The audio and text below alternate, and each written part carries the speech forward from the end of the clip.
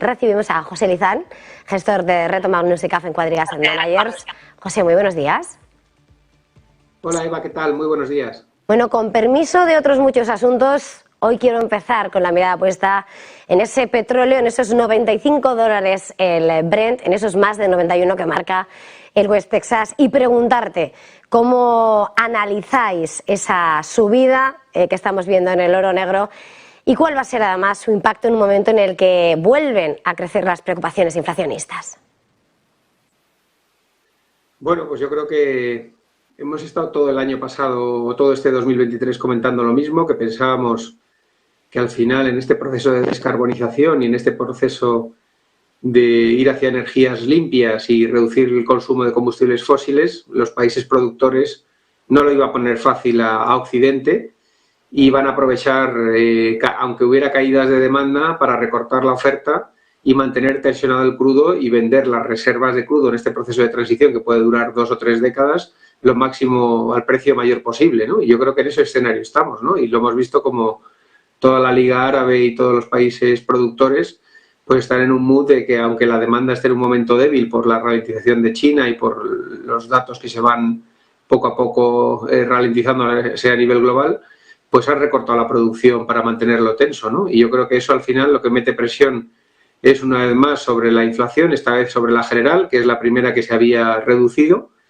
y eso pues puede mantener cierta tensión o cierto discurso hawkish en los bancos centrales, ¿no? Porque sí que es verdad que aunque el objetivo suele ser la subyacente, la general no va a dar tregua, ¿no? Y al final saber si se va a trasladar otra vez, como en la primera ola de la general a la subyacente en una segunda fase es complicado, ¿no? Aunque nosotros pensamos que en esta fase no va a ser igual que la primera, pero sí que creo que eso va a permitir que los bancos centrales pues alarguen su proceso o su discurso hawkish durante cierto tiempo, ¿no?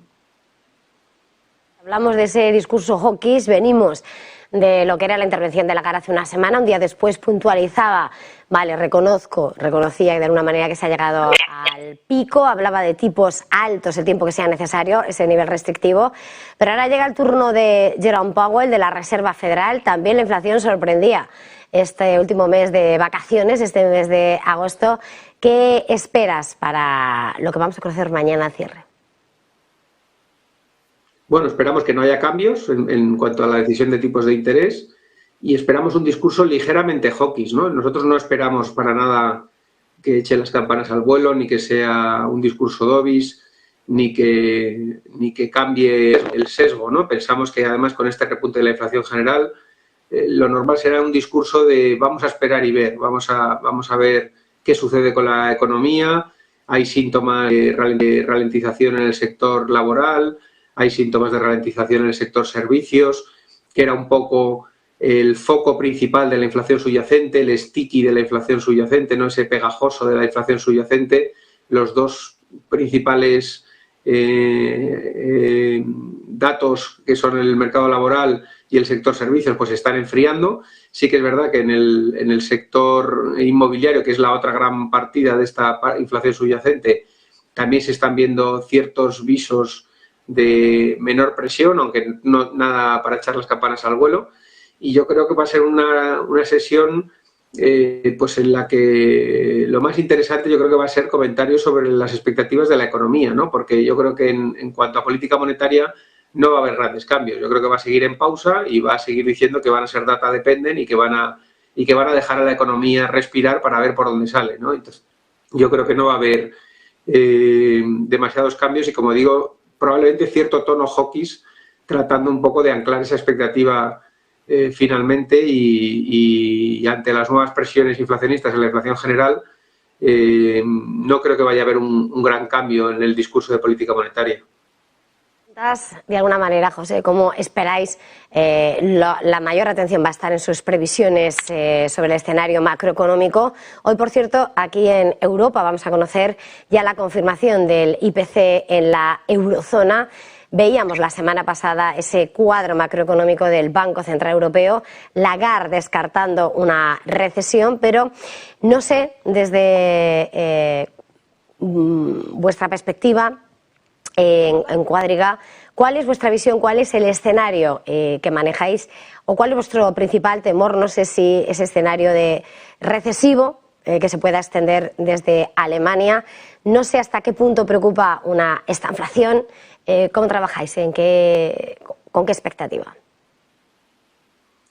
Bueno, pues seguimos esperando un escenario de ralentización gradual en todo este segundo semestre, ¿no? Y que vaya la macroeconomía frenando. Yo creo que va a ser interesante ver a finales de esta semana otro dato del sector servicios, ¿no? Para ver cómo va concluyendo el verano y, sobre todo, yo creo que el otoño va a ser un momento clave, ¿no? Es muy probable que las familias y hogares, después de haber tenido un año eufórico de gasto y un año en el que todavía seguíamos un poco con la euforia post-pandemia, es muy probablemente que a la vuelta del verano haya un frenazo en seco del consumo, desde nuestro punto de vista, ¿no? Y que siga deteriorándose la macroeconomía de cara al final del año y, sobre todo, que tengamos unos meses de octubre, noviembre, con los hogares pues un poco ahorrando para las Navidades y que pueda haber bastantes malos datos en los meses de octubre y noviembre en cuanto al consumo se refiere, ¿no? Y no nos extrañaría nada que haya un fuerte parón en el sector servicios en los meses de octubre y noviembre,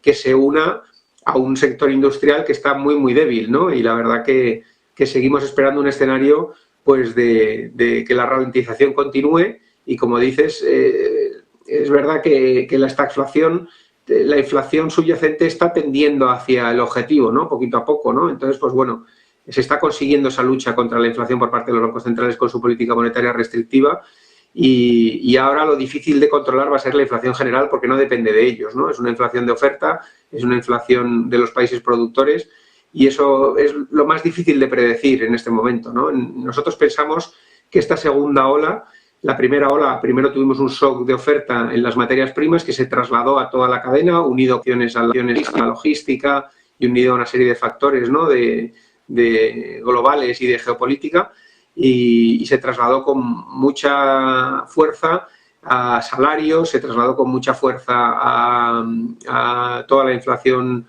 subyacente y a todos los sector servicios, a todas las rentas muebles, se ha trasladado a todo, al conjunto de la economía en general, ¿no? Pensamos que esta segunda ola de inflación general probablemente sea mucho más débil en su eco hacia la inflación subyacente, ¿no? Y podamos ir a un escenario en el que la inflación subyacente no repunte con tanta virulencia como lo está haciendo la inflación general o como va a hacer la inflación general en estos 2 o 3 meses, ¿no? Y ese es un poco nuestro escenario central de ralentización, ese soft landing. El problema que hay en estas cosas es que normalmente cuando esto se produce algo descarrile, ¿no? Y eso es lo difícil de predecir, ¿no? Si puede haber algún sector que se rompa, ¿no? en esto y que acelere de un aterrizaje suave a un aterrizaje brusco, pero desde luego a día de hoy todos los datos son de soft landing a nivel europeo y a nivel americano. Mirando, por tanto, a la estrategia, a la búsqueda de oportunidades, no sé cómo lo veis desde Quadriga, ¿cómo miráis a esa renta fija, renta variable? ¿Cuál es vuestra estrategia ahora mismo? Bueno, geográficamente lo hemos comentado muchas veces, seguimos más cómodos en la periferia y en Japón, fundamentalmente. Estamos largos de bolsa japonesa y de bolsa española, italiana, portuguesa, incluso nos hemos atrevido con un piquito en Grecia, ¿no? Porque pensamos que son economías que están en otro ciclo y en otra fase y aguantando mejor la situación actual. También venían de niveles mucho más bajos que los países más avanzados. Y sectorialmente, seguros, banca, energía, hemos incorporado utilities y alguna compañía del sector renovables, estamos incorporando alguna compañía del sector real estate, de las grandes tenedoras patrimonialistas. Estamos haciendo un mix de cartera bastante value y un mix de cartera centrado en sectores pharma también, o sea, sectores que han caído o corregido mucho, como son utilities, renovables, pharma o real estate, y luego en sectores value como energía, petroleras americanas, sector seguros, que está muy fuerte en este escenario de tipos de interés, y sector bancario, que aprovecharíamos las correcciones que ha habido recientemente, porque pensamos que va a seguir un escenario de soft landing con tipos altos, es el escenario más favorable para la banca, y pensamos que están baratos, por debajo de una vez valor en libros. Así que esa es un poco la composición de nuestra cartera a día de hoy. Por preguntarte por protagonistas con nombre propio, son dos valores muy diferentes, pero quería preguntarte en las últimas horas, tanto por Telefónica, como veíamos ayer, que escalaba hasta esos 3,98 euros la acción, era uno de esos valores por los que te quería preguntar antes de terminar este tiempo de análisis en medio de lo que está siendo esa entrada en el capital de la Saudí, después de que la CNMV ha señalado que la entrada ha cumplido con la normativa. ¿Cómo ves a Telefónica? Bueno, yo creo que la compañía saudí está haciendo una apuesta por un cambio regulatorio en Europa, ¿no? Al final todos sabemos la situación del mercado de telecomunicaciones europeo. Es una situación en la que el regulador fomenta la competencia y por ende los precios caen y hay una agresividad comercial muy fuerte al haber tantos operadores en los mercados. No fomenta las fusiones y pone muchas trabas a las fusiones y a la agregación de operadores y limita las concentraciones por mercado, y es un mercado tremendamente atomizado con una guerra de precios continua en la que la parte de ingresos sufre muchísimo, ¿no? Y por otro lado, se les exige invertir muchísimo en redes y se les exige invertir muchísimo en infraestructura para tener la última tecnología, ¿no? Y eso tiene a las compañías pues con los balances hiperendeudados o una situación muy compleja, ¿no? Porque generas poca caja por la guerra de precios que tienes y tienes un endeudamiento alto para invertir en la infraestructura, ¿no? Entonces, yo creo que lo que está haciendo la compañía saudí es apostar porque va a haber un cambio en la regulación que nos pueda ir a la demanda histórica de las telecos, en la cual la infraestructura es sustentada por un canon de las grandes compañías que se benefician del uso de la red, como pueden ser las grandes tecnológicas, y si esto sucede, desde luego será un revulsivo, ¿no? Y yo creo que esa es la clave. Si hay un cambio regulatorio, pues será una buena inversión. Si no hay un cambio regulatorio a corto plazo, será dinero en vía muerta desde nuestro punto de vista. Yo creo que tiene sentido que vayamos a un modelo tipo el de red eléctrica, ¿no? En el cual la red y la infraestructura se mantiene por aquellos que utilizan la misma y se benefician de la misma, y debería ser lógico que las compañías que tienen la red y la infraestructura, que tienen valor oculto desde nuestro punto de vista, salieran beneficiados si se produce ese cambio regulatorio. Pero llevamos hablando muchos años de este cambio regulatorio, la Unión Europea es muy lenta y hasta que eso no se produzca, desde nuestro punto de vista, el sector telecos va a ser dinero en vía muerta, pero ya hay gente posicionándose, como estamos viendo, con la compañía saudí, ¿no? En un momento de precios depresivos en muchas compañías. Vodafone estaba en uno de sus peores momentos, Telefónica pues por debajo de los 4 euros. Desde luego las valoraciones son deprimentes, pero creo que esa es la apuesta que están haciendo, ¿no? Apostar por un cambio de la regulación, un cambio en el modelo, sobre todo separar la infraestructura y que la misma sea mantenida por más players y no solo soportada por los balances de las propias telecos. Pues José Lizán, gestor de Reto Magnus y Cazen Quadriga Asset Managers, muchísimas gracias como siempre por este tiempo de análisis. Feliz jornada, feliz negocio, feliz semana. Igualmente a todos, un saludo. Y nosotros hacemos